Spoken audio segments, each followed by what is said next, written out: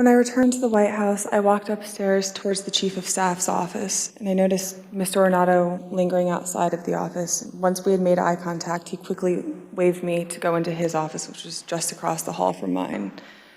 When I went in, he shut the door, and I noticed Bobby Engel, who was the head of Mr. Trump's security detail, sitting in a chair, just looking somewhat discombobulated and a little lost.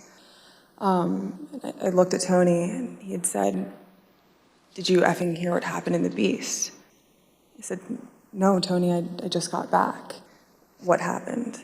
So once the president had gotten into the vehicle with Bobby, he thought that they were going up to the Capitol, and when Bobby had relayed to him, "We're not, we don't have the assets to do it, it's not secure, we're going back to the West Wing," the president had a very angry response to that.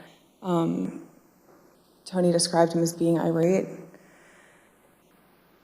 The president said something to the effect of, "I'm the effing president, take me up to the Capitol now."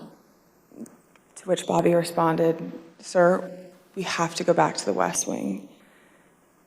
The president reached up towards the front of the vehicle to grab at the steering wheel.